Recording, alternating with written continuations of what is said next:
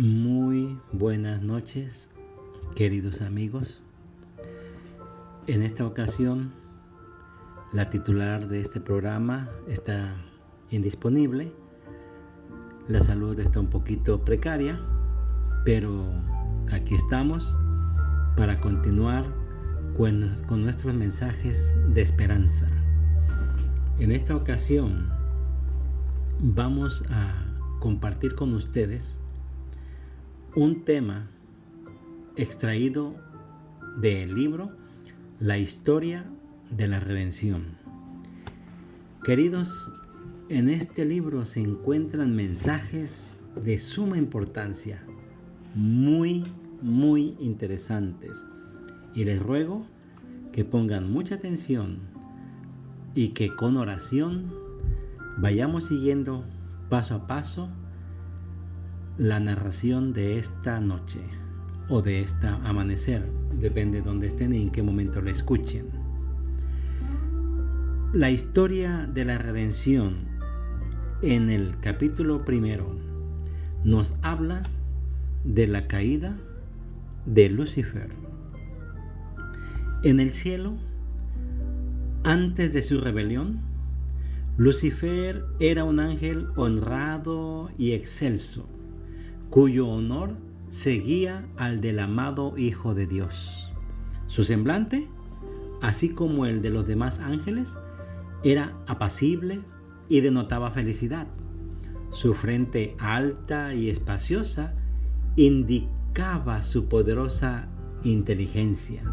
Su forma era perfecta, su porte noble y majestuoso. Una luz especial resplandecía sobre su rostro y brillaba a su alrededor con más fulgor y hermosura que en los demás ángeles. Sin embargo, Cristo, el amado Hijo de Dios, tenía la preeminencia sobre todas las huestes angélicas. Era uno con el Padre antes que los ángeles fueran creados. Lucifer tuvo una envidia grande acerca de él, y gradualmente asumió la autoridad que le correspondía solo a Cristo. El gran Creador convocó a las huestes celestiales para conferir honra especial a su Hijo en presencia de todos los ángeles. Este estaba sentado en el trono con el Padre, con la multitud celestial de santos ángeles reunida a su alrededor. Entonces, el Padre hizo saber que había ordenado que Cristo, su Hijo, fuera igual a Él, de modo que, doquiera estuviese su Hijo, estaría Él mismo también. La palabra del Hijo debería obedecerse tan prontamente como la palabra del Padre. Este había sido investido de la autoridad de comandar las huestes angélicas. Debía obrar especialmente en unión con Él en el proyecto de creación de la tierra y de todo ser viviente que habría de existir en ella. Ejecutaría su voluntad. No haría nada por sí mismo. La voluntad del Padre se cumpliría en Él.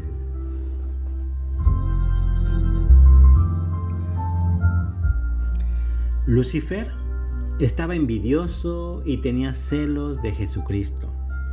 No obstante, cuando todos los ángeles se inclinaron ante él para reconocer su supremacía, gran autoridad y derecho de gobernar, se inclinó con ellos, pero su corazón estaba lleno de envidia y odio.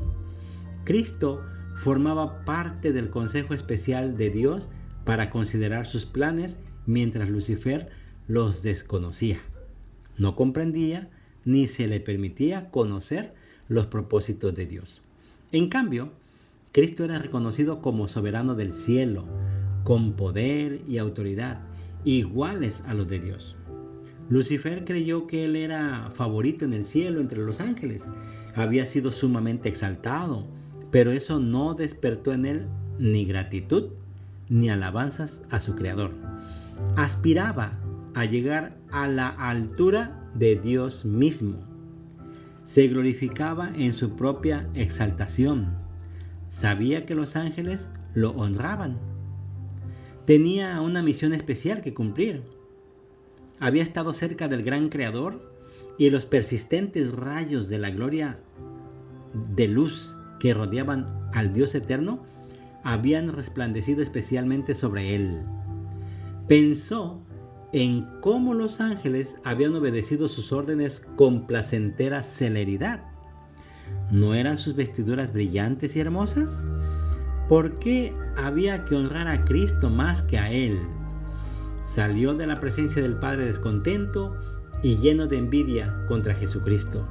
Congregó a las huestes angélicas, disimulando sus verdaderos propósitos, y les presentó su tema, que era el mismo, como quien ha sido agraviado. Se refirió a la preferencia que Dios había manifestado hacia Jesús, postergándolo a él. Les dijo que de allí en adelante toda la dulce libertad de que habían disfrutado los ángeles llegaría a su fin. ¿Acaso no se les había puesto un gobernador a quien de allí en adelante debían tributar honor servil? Les declaró.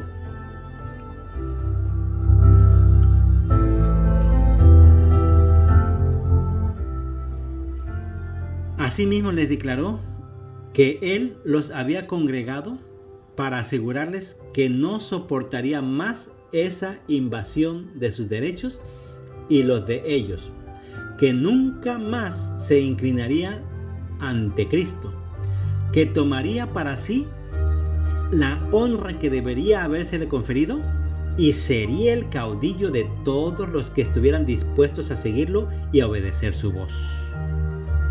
Hubo discusión entre los ángeles.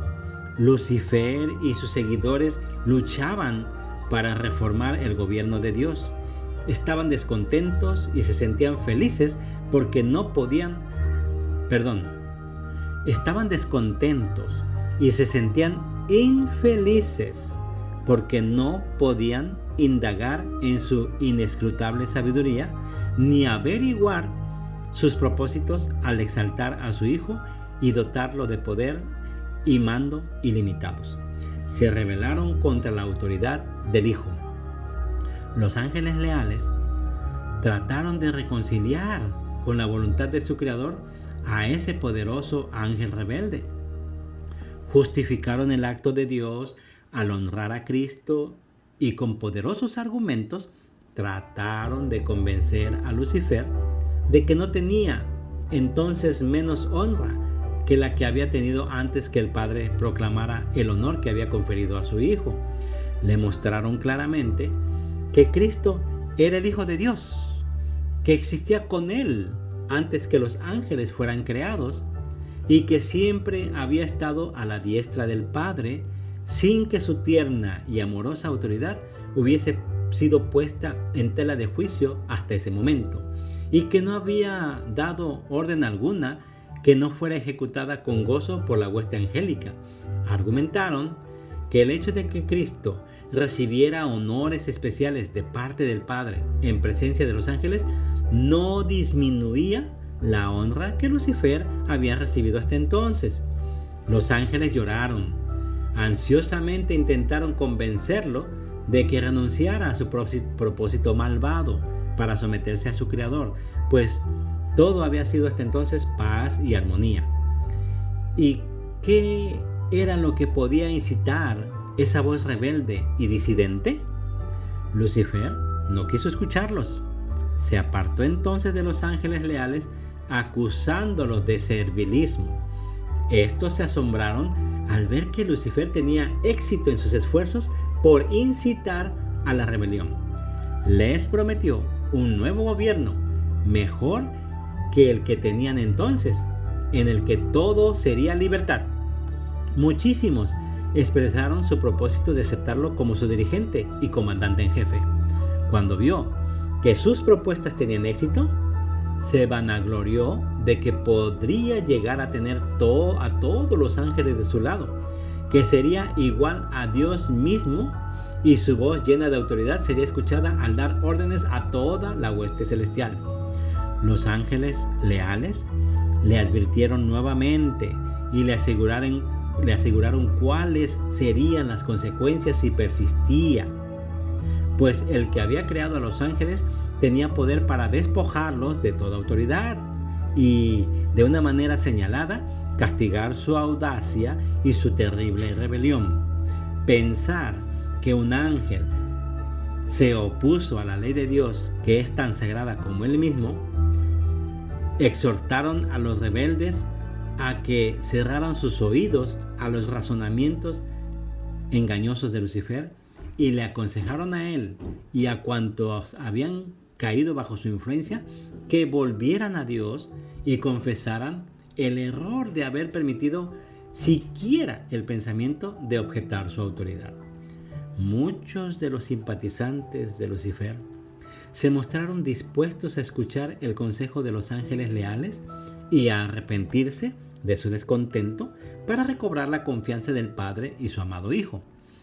El poderoso rebelde declaró entonces que conocía la ley de Dios y que si se sometía a la obediencia servil, se lo despojaría de su honra y nunca más se le confiaría su excelsa misión. Le dijo que tanto él como ellos habían ido demasiado lejos como para volver atrás y que estaba dispuesto a afrontar las consecuencias, pues jamás se postraría para adorar servilmente al Hijo de Dios, que el Señor no los perdonaría y que tenían que reafirmar su libertad y conquistar por la fuerza el puesto y la autoridad que no se les había concedido voluntariamente.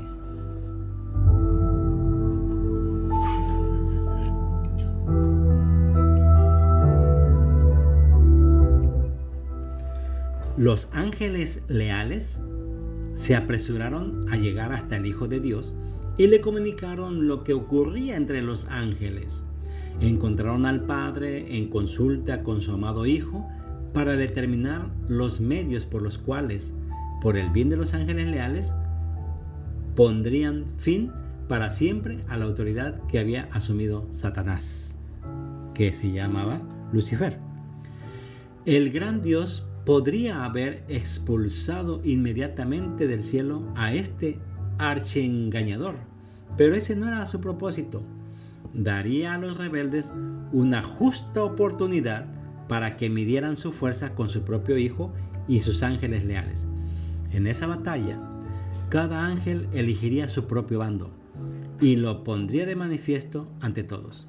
No hubiera sido conveniente permitir que permaneciera en el cielo ninguno de los que se habían unido con Satanás en su rebelión. Habían aprendido la lección de la genuina rebelión contra la inmutable ley de Dios y eso es irremediable. Si Dios hubiera ejercido su poder para castigar a este jefe rebelde, los ángeles subversivos no se habrían puesto en evidencia. Por eso Dios siguió otro camino, pues quería manifestar definitivamente a toda la hueste celestial su justicia y su juicio.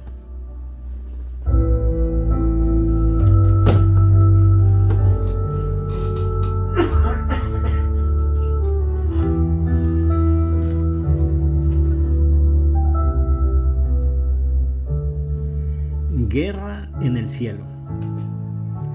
Rebelarse contra el gobierno de Dios era un crimen enorme. Todo el cielo parecía estar en conmoción. Los ángeles se ordenaron en compañías. Cada división tenía un ángel comandante al frente. Satanás estaba combatiendo contra la ley de Dios por su ambición de exaltarse a sí mismo y no someterse a la autoridad del Hijo de Dios, el gran comandante celestial. Se convocó a toda la hueste angélica para que compareciera ante el Padre, a fin de que cada caso quedase decidido. Satanás manifestó con osadía su descontento porque Cristo había sido preferido antes que él. Se puso de pie orgullosamente y sostuvo que debía ser igual a Dios y participar en los concilios con el Padre y comprender sus propósitos. El Señor informó a Satanás que solo revelaría sus secretos designios a su Hijo y que requería que toda la familia celestial, incluido Satanás, le rindiera una obediencia absoluta e incuestionable, pero que Satanás había demostrado que no merecía ocupar un lugar en el cielo. Entonces, el enemigo señaló con regocijo a sus simpatizantes, que eran cerca de la mitad de los ángeles, y exclamó: «Ellos están conmigo. ¿Los expulsarás también y dejarás semejante vacío en el cielo?». Declaró entonces que estaba preparado para hacer frente a la autoridad de Cristo y defender su lugar en el cielo por la fuerza de su poder, fuerza contra fuerza.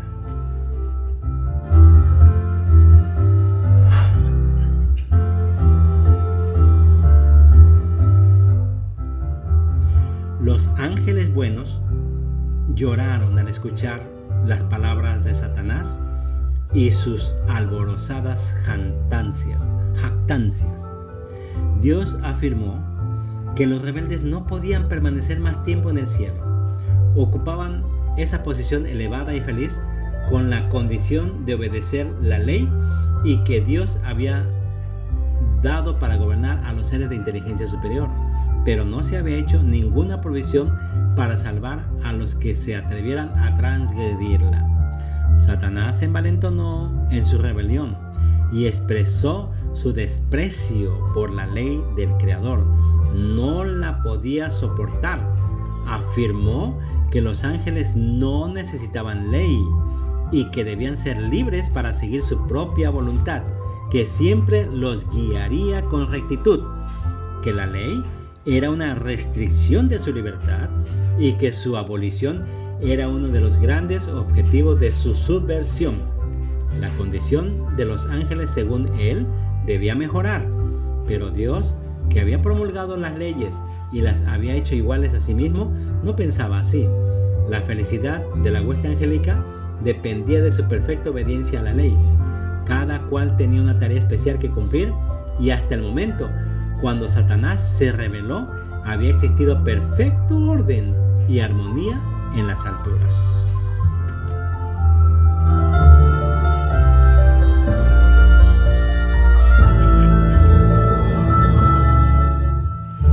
Entonces hubo guerra en el cielo. El Hijo de Dios y el príncipe celestial y sus ángeles leales entraron en conflicto con el archirrebelde y los que se le unieron. El Hijo de Dios y los ángeles fieles prevalecieron, y Satanás y sus seguidores fueron expulsados del cielo. Toda la hueste celestial reconoció y adoró al Dios de justicia. Ni un vestigio de rebeldía quedó en el cielo. Todo volvió a ser pacífico y armonioso como antes. Los ángeles lamentaron la suerte de los que habían sido sus compañeros de felicidad y bienaventuranza. El cielo sintió su pérdida. El Padre consultó con el Hijo con respecto a la ejecución inmediata de su propósito de crear al hombre para que habitara la tierra. Lo sometería a prueba para verificar su lealtad antes que se lo pudiera considerar eternamente fuera de peligro. Si soportaba la prueba a la cual Dios creía conveniente someterlo, con el tiempo llegaría a ser igual a los ángeles. Tendría el favor de Dios, podía conversar con ellos y estos con él. Dios no creó conveniente ponerlos fuera del alcance de la desobediencia. La creación. El Padre y el Hijo emprendieron la grandiosa y admirable obra que habían proyectado, la creación del mundo. La tierra que salió de las manos del Creador era sumamente hermosa. Había montañas y colinas y llanuras, y entre medio había ríos, lagos y lagunas. Y la tierra no era una vasta llanura. La monotonía del paisaje estaba interrumpida por colinas y montañas no altas y abruptas como las de ahora, sino de formas hermosas y regulares. No se veían las rocas escarpadas y desnudas, porque yacían bajo la superficie, como si fueran los huesos de la tierra. Las aguas se distribuían con regularidad. Las colinas, montañas y bellísimas llanuras estaban adornadas con plantas y flores y altos y majestuosos árboles de toda clase, muchísimo más grandes y hermosos que los de ahora. El aire era puro y saludable, y la tierra parecía un noble palacio. Los ángeles se regocijaban al contemplar las admirables y hermosas obras de Dios. Después de crear la tierra y los animales que la habitaban, el Padre y el Hijo llevaron adelante su propósito, ya concebido antes de la caída de Satanás, de crear al hombre a su propia imagen. Habían actuado juntos en ocasión de la creación de la tierra y de todos los seres vivientes que había en ella. Y entonces dijo Dios a su Hijo: hagamos al hombre a nuestra imagen. Cuando Adán salió de las manos de su Creador, era de noble talla y hermosamente simétrico. Era bien proporcionado y su estatura era un poco más del doble de la de los hombres que hoy habitan la tierra. Sus facciones eran perfectas y hermosas. Su tez no era blanca ni pálida, sino sonrosado, y resplandecía con el exquisito matiz de la salud. Eva no era tan alta como Adán. Su cabeza se alzaba algo más arriba de los hombros de él. También era de noble aspecto, perfecta en simetría y muy hermosa. La inocente pareja no usaba vestiduras artificiales. Estaban revestidos de un velo de luz y esplendor como el de los ángeles. Este halo de luz los envolvió mientras vivieron en obediencia a Dios. Aunque todo cuanto el Señor había creado era perfecto y hermoso, y parecía que nada faltaba en la tierra creada por Él para felicidad de Adán y Eva, les manifestó su gran amor al plantar un huerto especialmente para ellos. Parte del tiempo debían emplearlo en la placentera labor de cultivar ese huerto, y otra parte en recibir la visita de los ángeles, escuchar sus instrucciones y dedicarse a feliz meditación. Sus ocupaciones no eran fatigosas, sino agradables y vigorizantes. Ese hermoso huerto había de ser su hogar.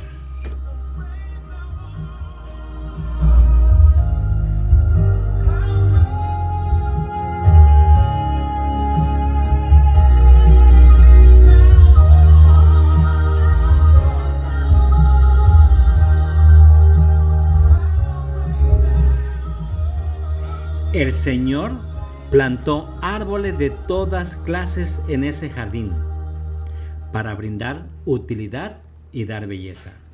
Algunos de ellos estaban cargados de exuberantes frutos, de suave fragancia, hermosos a la vista y sabrosos al paladar, destinados por Dios para dar alimento a la santa pareja.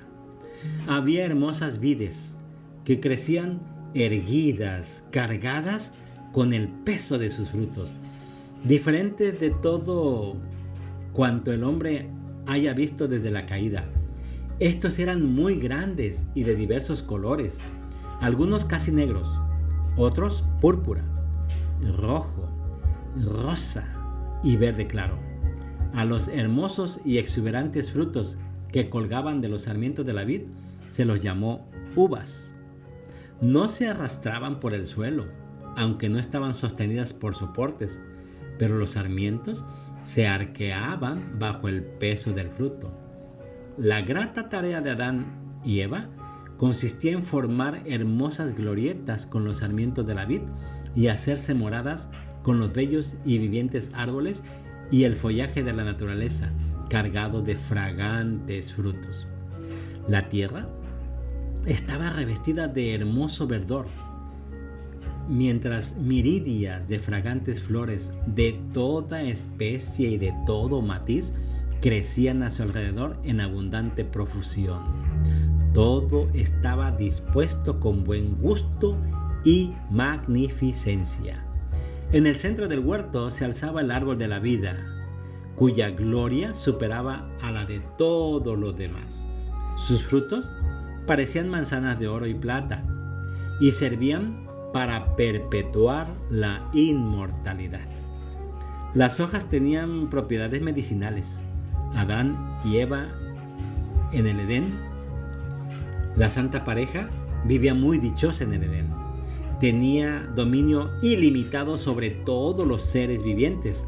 El león y el cordero jugueteaban pacífica e inofensivamente a su alrededor, o se tendían a dormitar a sus pies.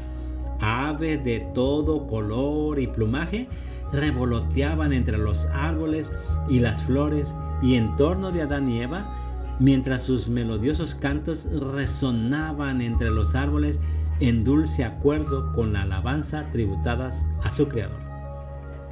Adán y Eva estaban encantados con las bellezas de su hogar edénico. Se deleitaban con los pequeños cantores que los rodeaban revestidos de brillante y primoroso plumaje, que gorgojeaban su melodía alegre y feliz. La santa pareja unía sus voces a la de todos estos pajarillos en armoniosos cantos de amor y alabanza y adoración al Padre y a su Hijo amado, por las muestras de amor que las rodeaban. Reconocían el orden y la armonía de la creación que hablaba de su conocimiento y una sabiduría infinitos. Continuamente descubrían en su edénica morada alguna nueva belleza, alguna gloria adicional que henchía sus corazones de un amor más profundo y arrancaba de sus labios expresiones de gratitud y reverencia a su Creador. Queridos, es maravillosa la lectura que hemos estado gozando hasta estos momentos. Hemos mirado, queridos, la historia de la rebelión donde se generó precisamente el inicio del pecado, que fue rebelarse contra la voluntad de Dios el Padre. Miramos que un ángel perfecto, un ángel hermoso, Lucifer, que quiere decir lucero de la mañana, y que tenía una autoridad prominente, una inteligencia muy grande y un porte por demás excelente, y que tenía autoridad sobre la mayoría de los ángeles y que los mismos se deleitaban en cumplir las órdenes que de él recibían de una manera diligente.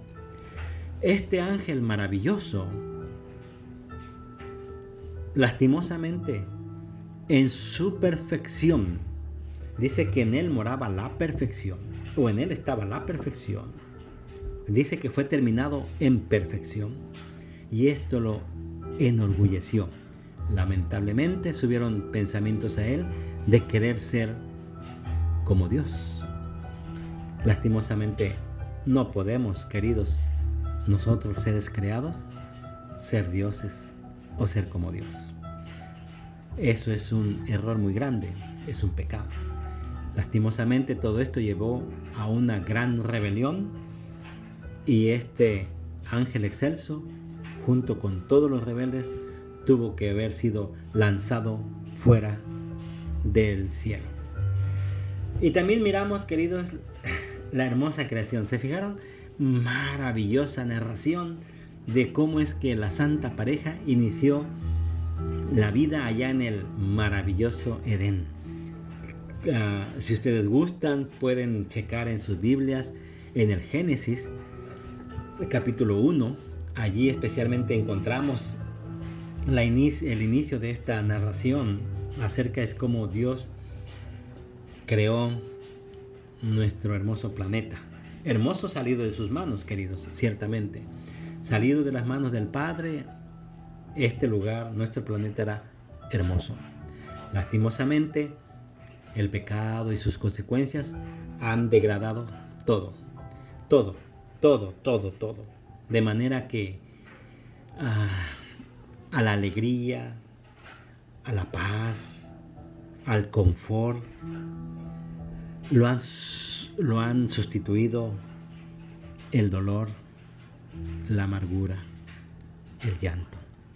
Y es por eso, queridos hermanos, que es muy necesario, hay una palabra bien clave para esto. Es muy necesario, no la tengo ahorita la palabra, es muy necesario, queridos, que nos volvamos al Señor. Que dejemos ya la idea de postergar el acercarnos al Señor. Seguramente nosotros hemos estado caminando lejos del Señor por mucho tiempo. Y hoy, gracias a Dios, estamos escuchando este mensaje. Y quiero que en el nombre del Señor, nuestro Dios y Padre, las palabras que hemos estado revisando hagan mella en su corazón. Que miren, queridos amigos, la manera como Dios nos amó al crearnos semejantes a Él, cuando declaró: hagamos al hombre a nuestra imagen y semejanza. No creó a alguien así nada más por hacer, no. Queridos, de las manos del Creador, nosotros salimos imagen y semejanza del Padre Celestial. Una maravillosa herencia, queridos. La misma que hemos dejado que se degradara tanto como hasta hoy, porque hemos permitido que las consecuencias del pecado cambien nuestras personalidades, cambien nuestros caracteres, que debieran ser unos caracteres santos y perfectos, de nobles pensamientos, de ideas brillantes.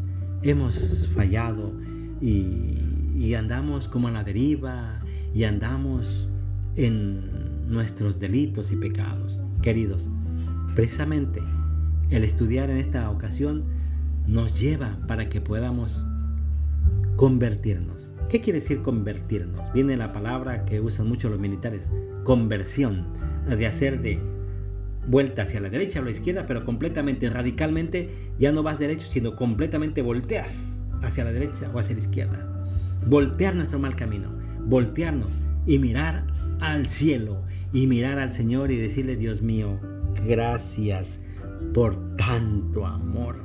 Como la pareja en el Edén, se miraban cómo estaban rodeados de tanta belleza, tantos dones, y a ellos no les cabía más que en su pecho una gran alegría y devoción de decir: gracias Padre, gracias Señor. Queridos, quizás tú estás pasando por situaciones difíciles, quizás tú no tienes muchas cosas por las cuales dijeras: ay, quiero agradecer, quiero alabar. Quizás estás pasando por penas, por dolor. Queridos, no es la voluntad de Dios que tú estés pasando así. Esto es consecuencia ya de la rebelión que el enemigo hizo, Satanás, desde hace mucho tiempo, y que nos trae hasta nosotros todos estos males. Pero la palabra del Señor nos dice que hay esperanza en Cristo Jesús, nuestro Redentor, que vino a deshacer las obras del diablo. El Señor Jesús vino para que usted y yo pudiéramos aspirar a tener vida y vida eterna. Dice el Señor Jesús: yo soy la resurrección y la vida.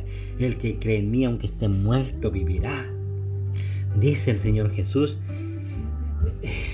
he aquí, no se turbe vuestro corazón, creéis en Dios, creed también en mí. En la casa de mi Padre hay muchas moradas, y voy pues a preparar para que cuando yo vuelva los tomaré a mí mismo, para que donde yo esté, ustedes también estén. Esos son los más caros y anhelos, deseos de nuestro Señor Jesús, que usted y yo dejemos ya de vivir en este mundo decaído, de este mundo atrapado entre la maldad y el pecado, y nos quiere restaurar a nuestro hogar edénico. El plan de Dios era que fuéramos felices y eternamente felices. Queridos, el Señor nos está llamando. Y si usted siente esa cosquillita en su corazón, queridos, es la palabra de Dios que quiere trabajar en su persona. Vamos a poner oído, vamos a poner atención a esa palabra, a ese cosquilleo que ha puesto bendito Dios en nuestros corazones, porque Dios ahora se encarga de hablarnos al corazón. El Señor dice: hijo mío, dame tu corazón y miren tus ojos por mis caminos. Queridos, vamos a poner atención a esta palabra. Cierre sus ojitos, ore al Señor, dígale: Señor mi Dios, tómame como enteramente tuyo. He sido tuyo, oh Dios, desde que me has creado. Desde aún antes de ser formado en el vientre de mi madre, tú conocías ya mi nombre. Oh Dios, permíteme devolverme a ti. Perdóname por todos estos años que he estado fuera de tu alcance, fuera de ti. Más ahora que escucho estas palabras, rescátame para ti, oh Dios. Busque, querido hermano, al Señor. Busque, querido amigo, al Señor. Ahora que aún hay tiempo para alcanzar oportuno socorro. Queridos, esta ha sido la meditación de esta ocasión. Que el Señor derrame sobre usted bendiciones hasta que sobreabunde y usted venga a Dios. Y cuando usted venga a Dios, Dios no lo va a dejar regresar vacío. Venga, clame, pida al Señor, que el Señor le arreglará su vida. Y querido, no se olvide, y vamos y comparta sus bendiciones. Que el Señor le bendiga. Amén.